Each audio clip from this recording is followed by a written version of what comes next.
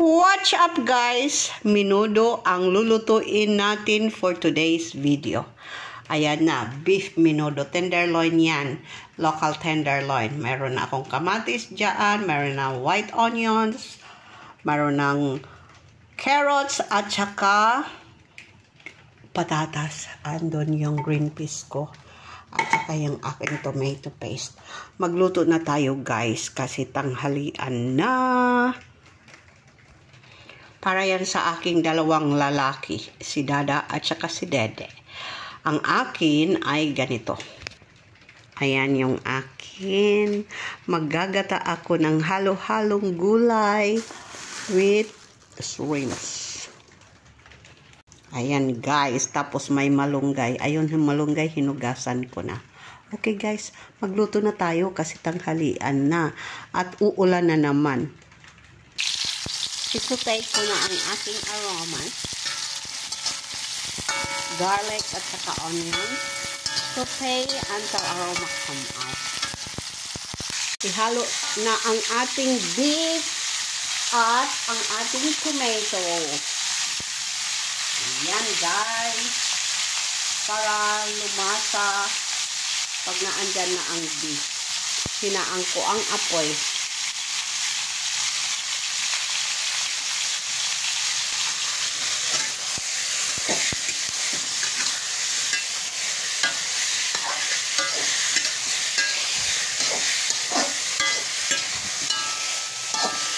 Ay, mekos-mekos lang. Ano ba yan? Mekos-mekos na yan. Tapos, ihalo ko na ang aking tomato paste. At saka toyo. At saka konting oyster sauce. Para lumasa naman, guys. Sorry naman, guys. Dilim na naman kasi nagbabalak na naman umulan. Kaya ganun lang yun. Ganun yan lang yun. Kasi nung walang ulan, reklamo na mainit, walang ulan. Ngayon, ulan naman ng ulan, nagre-reklamo na naman. Pero, ang magandang balita, naubos na yung planchahin ko. Wala na akong planchahin. Yung mga white na lang ni Jack. At saka sa Lunes, start na ang klase nila. Ano na ngayon? 11. So, sa 15, mag-start na yung klase nila. Magiging busy na naman. Lagyan ko ng oyster sauce.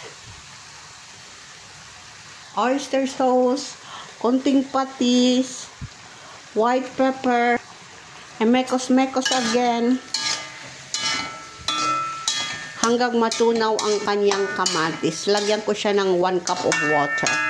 Pagkatunaw na ang kamatis. Okay guys?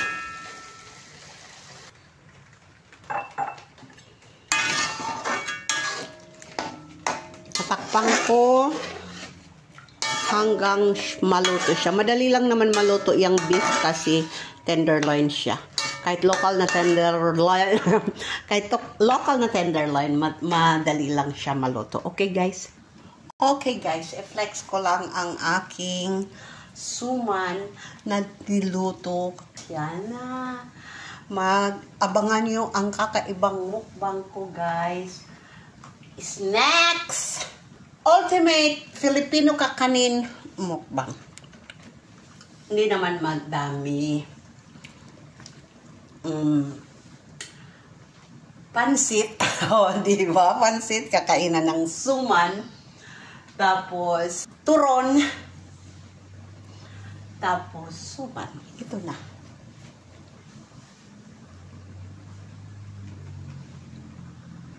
O, ayan na guys. Magluluto na lang ako. Maggagawa na lang ako ng latik.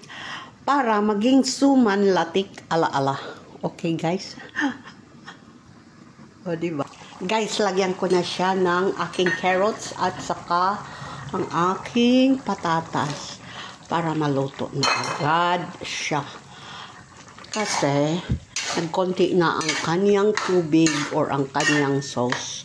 Tapos, lagyan ko siya ng konting sweet soy sauce. Para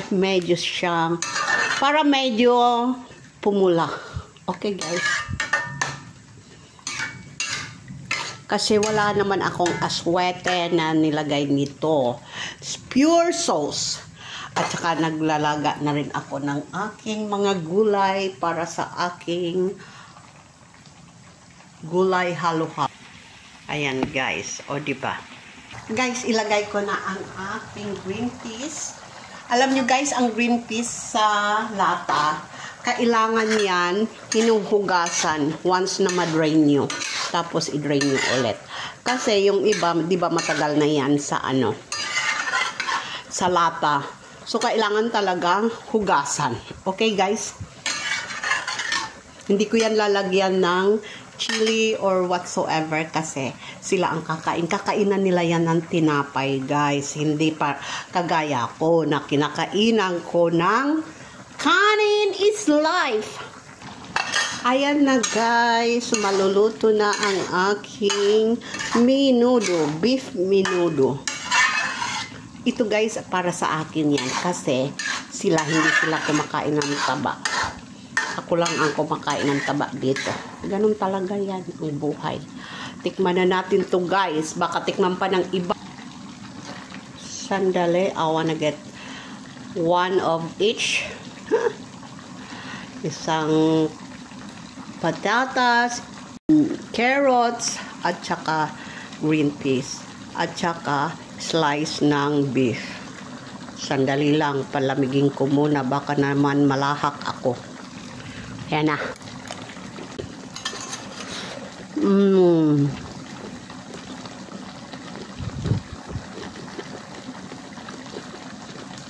Perfect. Guys, i-plating na natin ang ating menudo bago pa i-plating ng iba, guys. Maingay na naman yung mga bata. Actually, yung mga bata na maingay yan, nasa kabilang dako yan. Kaya lang kasi, dito tahimik.